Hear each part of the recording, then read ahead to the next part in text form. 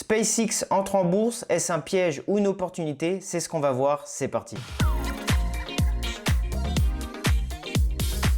Salut tout le monde, c'est Corentin, j'espère que vous allez bien. Aujourd'hui, petite vidéo où on va parler de l'entrée en bourse de SpaceX. Tout d'abord, on va parler de ce qu'est SpaceX. Ensuite, pourquoi tout le monde parle de SpaceX. On parlera du piège des IPO en général, donc les IPO, les entrées en bourse. Les risques à connaître sur SpaceX. Le scénario qui pourrait être haussier. Ensuite, le scénario qui pourrait être baissier. Une petite comparaison avec l'IPO de Tesla en 2010, ainsi qu'une conclusion. Tout d'abord, SpaceX, c'est quoi? SpaceX a été fondé en 2002 par Elon Musk. C'est une entreprise américaine spécialisée dans la conception, la fabrication et le lancement de fusées et de vaisseaux spatiaux. Ses activités principales, ce sont le lancement de satellites, le transport d'astronautes vers l'ISS, le développement du vaisseau Starship pour les futures missions lunaires et martiennes, et l'exploitation du réseau satellitaire Starlink.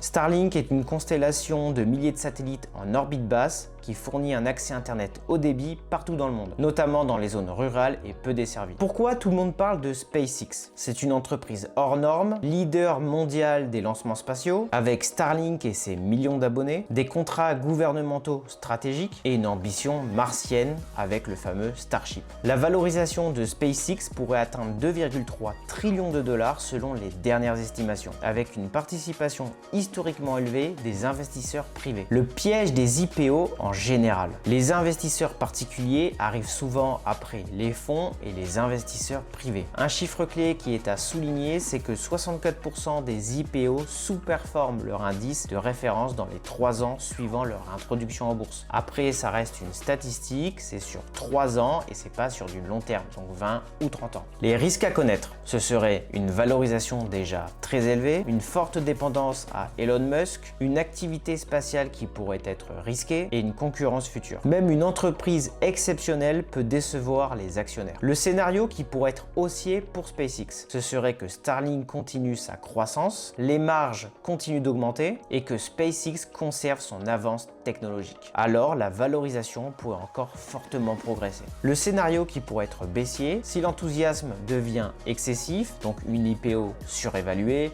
des attentes irréalistes et un ralentissement de la croissance, alors le cours pourrait chuter. Petite comparaison avec l'IPO de Tesla en 2010. Tesla a été introduit en bourse en 2010 et ça a été un succès boursier exceptionnel. Le prix d'introduction a été de 17 $ par action. Le montant levé a été de 226 millions de dollars et le premier jour à la clôture, l'action a réalisé un plus 40%.